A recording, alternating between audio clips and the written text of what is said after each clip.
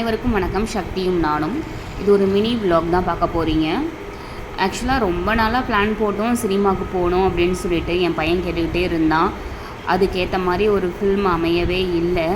சரி, இந்த டிமாண்டி காலனி 2 அது வந்து ரிலீஸ் ஆனதுலேருந்து போகணும்னு பிளான் போட்டு அது எப்படியோ மிஸ் ஆகிட்டே இருந்துச்சு.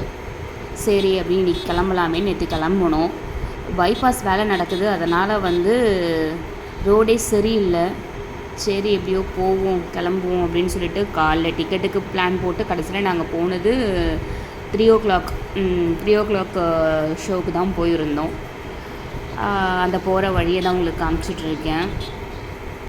டிமாண்டி 1 வந்து வேறு லெவலில் இருந்திருக்கோம். ஒரு 3 பேரை வச்சு அந்த படமே வேறு லெவலில் அப்படியே மிரள விட்டுருந்துருப்பாங்க. அந்த மியூசிக்காக இருக்கட்டும், அந்த சீன்களாக இருக்கட்டும், ரொம்ப நல்லா இருந்திருக்கும். அந்த ஒரு எக்ஸ்பெக்டேஷன்லேயே தான் நான் போயிருந்தேன் இந்த படத்துக்கு. இது எப்படி இருக்குமோ அப்படின்னு சொல்லிட்டு நான் வந்து எந்த ஒரு அதை பற்றிய ஸ்டோரி தெரிஞ்சுக்கணுன்னு எதிர்பார்க்கலன்னு அதனால் எதுலேயுமே நான் பார்க்கவே இல்லை. எதை பற்றியும் அந்த படத்தை பற்றி தெரிஞ்சிக்கக்கூடாதுன்னு நினச்சேன். அப்போ தான் வந்து நம்மளுக்கு ஒரு த்ரில்லாக இருக்கும் அப்படிங்கிறதுக்காக. ஸோ ஒரு பிளைண்டாக தான் போயிருந்தேன். நிறைய படம் பிளான் போட்டு கடைசியில் இந்த படம் தான் எங்களுக்கு அமைஞ்சுது. என் பையனும் ரொம்ப ஆசைப்பட்டான். சரி ஓகே போவோமேன்னு சொல்லிட்டு கிளம்பிட்டோம். ரீச் ஆயாச்சு. ஆக்சுவலாக வந்து ஒரு சின்ன மால் மாதிரி தான் இங்கே இருக்கும் இது. நான் இதான் ஃபஸ்ட் டைம் இந்த தியேட்டருக்கு வர்றது. நான் அவ்வளவும் படம் பார்க்குற ஆள்லாம் கிடையாது. இது ஃபஸ்ட் டைம். எனக்கு பிடிச்சி எனக்கு ரொம்ப ஆர்வமாக இருந்து பார்க்கணுன்னு நினச்சா மட்டும்தான் நான் பார்ப்பேன். மற்றபடி ரிலீஸ் ஆகிற படம்லாம் பார்க்குற ஆள் நான் கிடையாது. இந்த த்ரில்லர், ஹாரர் இதெல்லாம் வந்து எனக்கு ரொம்பவே பிடிக்கும். அதில் தான் எனக்கு டிமாண்டி 1 பார்த்த இதில் தான் வந்து இந்த 2வும் பார்க்கணுன்றதுக்கு கேட்டுக்கிட்டே இருந்தேன். சரி ஒரு வழியாக பார்க்கிங்கில் வண்டியை விட்டுட்டு உள்ளே ஏறியாச்சு.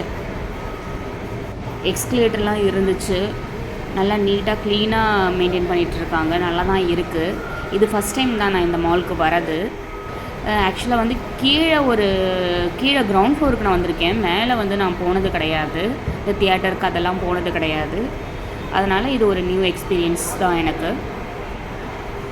ஹாய் சொல்லியிருக்கேன். அப்புறம் பார்த்தா அதில் ஒரு ஜோக் என்னென்னா, இது மாதிரி வச்சுருக்கிறதுலாம் ரொம்ப நல்லா இருந்துச்சு. அது நீட்டாக நல்லா இருந்தது.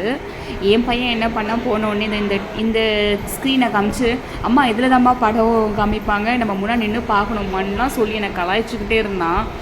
நான் என்னவோ குழந்த மாதிரியும் அவன் என்னவோ பெரியவங்க மாதிரியும் என்ன கலாய்ச்சிட்டு இருந்தான் அவன். அதையும் சரி அவன் நான் சந்தோஷப்படட்டுமே அப்படின்னு சொல்லிட்டு நம்புகிற மாதிரியே ஆமாம் அப்படியாடான்னு சொல்லிட்டு நானும் அப்படியே கேட்டுக்கிட்டே இருந்தேன். அவன் என்னவோ என்னை ஏமாத்தின மாதிரி நினச்சிக்கிட்டான். சரி சந்தோஷப்பட்டுட்டமே சின்ன பிள்ளை அப்படின்னு சொல்லிட்டு நானும் ஆமாண்டா நம்பிட்டேன்ற மாதிரியே ஒரு க்ரியேட் பண்ணிகிட்டு இருந்தேன். படம் ஸ்டார்ட் ஆச்சு.